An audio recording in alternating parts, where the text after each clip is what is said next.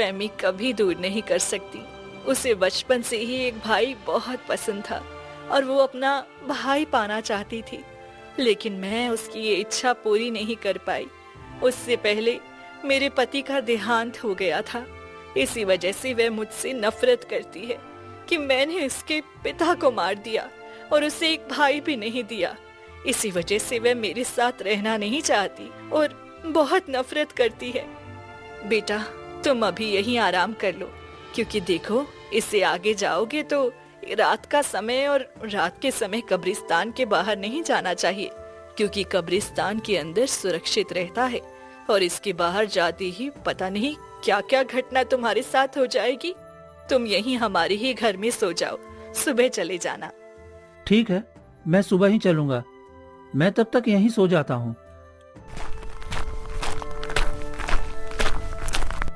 फिर मोहन सो जाता है। तभी आधी रात को जैसे ही 12 बजते हैं,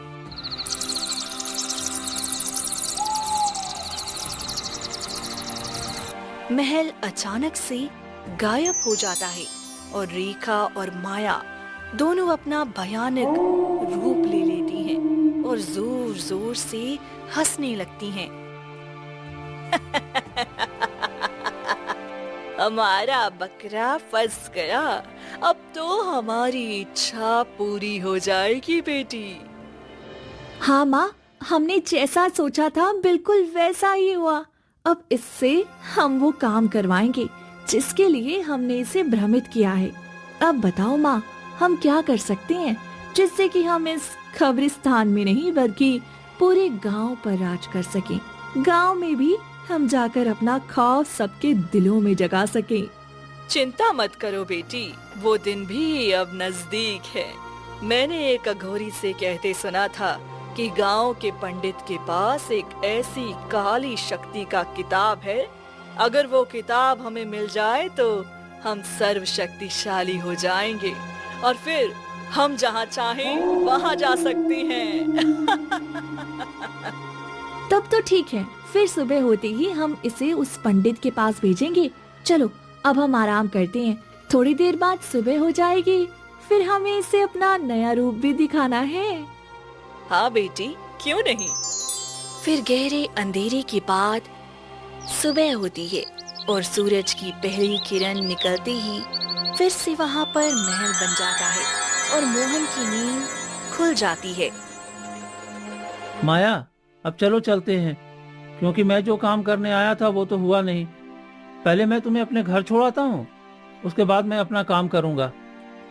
भैया, मैं आपके साथ जाने के लिए तैयार हूँ, लेकिन उसके लिए आपको मेरा एक छोटा सा काम करना होगा। ठीक है, ऐसा क्या काम है बताओ, मैं करने के लिए तैयार हूँ। इस गांव के पंडित के पास एक किताब है जो कि काले रंग की है। आपको वो किताब लाकर मुझे देनी होगी, फिर मैं आपके साथ चलूंगी। भला पंडित के पास ऐसा क्या किताब है, और तुम किस पंडित की बात कर रही हो?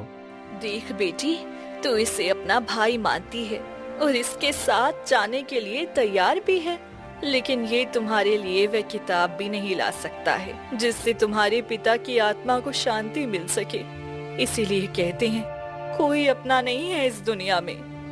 वो तो मेरे मामा हैं, वो तो पूरे गांव वालों की मदद करते हैं और मैं उनसे वो किताब नहीं ला सकता हूँ। वो भला मुझे किताब क्यों देंगे? भैया, आप मेरे लिए इतना नहीं कर सकते हो तो फिर मेरी भाई शब्द पर से उम्मीद टूट जाएगी। ऐसे मत करो भाई। अच्छा ठीक है, तुम्हें वो किताब चाहिए तो मैं वो लेकर आता हूँ। फिर आधे मन से मोहन वहाँ से निकल पड़ता है और गांव की तरफ आ जाता है और जैसे ही पंडित के घर पहुँचता है। अरे मोहन बेटा, तू यहाँ क्या कर रहा है? और सब बता, तेरा भाई भाभी सब कैसा है? मामा, सब तो बहुत अच्छे हैं और मुझे आपकी बहुत याद आ रही थी, इसलिए आपके पास आ गया। आप ठीक हो? हाँ, सब ठीक है बेटा, बस इन दिनों गांव में कुछ ज्यादा ही परेशानियां चल रही है, उसी काम में लगा हूँ। मैं आपकी कोई मदद कर दूँ? हाँ, बस देख ले, मेरे अंदर जो कुछ किताबें हैं उन किताबों को ठीक करके रख दे, क्योंकि मुझे अभी जमींदार के पास जाना है और उसके बेटे का नामकरण भी करना है। तो मुझे आने में थोड़ा वक्त लग जाएगा। क्यों नहीं मामा, मैं अच्छे से कर दूंगा, आप बेफिक्र होकर जाइए। ठीक है बेटा। फिर पंडित चला जाता है। यही सही वक्त है, मुझे जल्दी से वो काली किताब ढूंढना होगा। मोहन जल्दी जल्दी सभी किताबों को छानता है। तभी उसकी नजर एक काली किताब पर जाती है। लगता है यही वो किताब है, इसका पन्ना और सब चीज सही है, यानी कि यही किताब वो लोग मांग रहे थे। अब मुझे जल्दी से किताब लेकर जाना चाहिए। मोहन किताब लेकर कब्रिस्तान की तरफ निकल जाता है। तभी पंडित वहाँ आ जाता है। ये क्या, मोहन कहीं दिखाई नहीं दे रहा है, कहाँ है? लगता है किताब ठीक करके चला गया होगा। इतना कहकर पंडित जैसे ही घर के अंदर जाता है, अरे अरे ये क्या, ये अघोर तंत्र विद्या की किताब कहाँ है? अरे नहीं, ये नहीं हो सकता।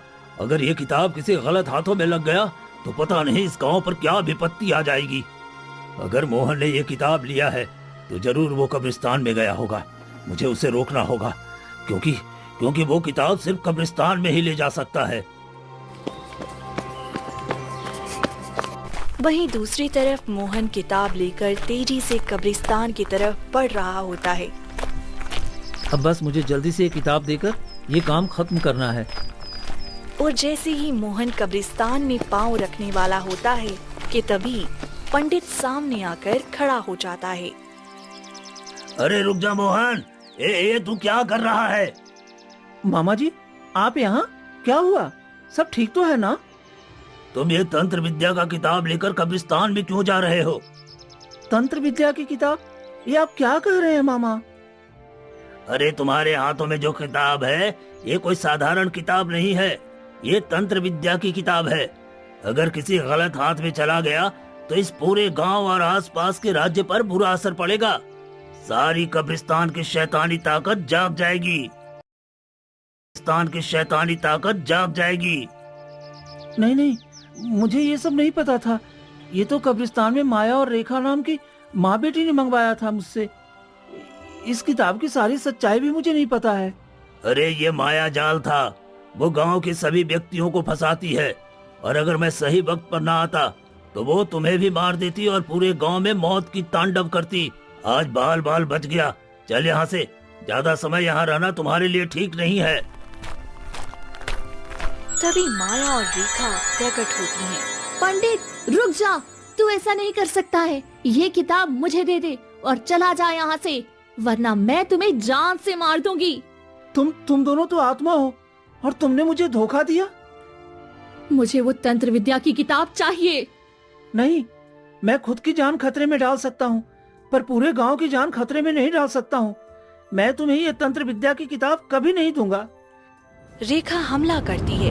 तभी पंडित एक मंत्र पढ़ने लगता है, जिससे माया और रेखा का शरीर जलने लगता है। नहीं नहीं, तुम पंडित ऐसा नहीं कर सकते हो। मैं फिर आऊंगी और ये किताब हासिल करके रहूंगी। इतना कहकर माया और रेखा वहाँ से गायब हो जाती हैं। तुम यहाँ क्यों आए हो बेटा? यहाँ कोई भी इंसान को आना मना है। मामा, आपसे क्या छुपाना, आप तो जानते हैं हमारे भाई और भाभी बड़ी मुसीबत में थे।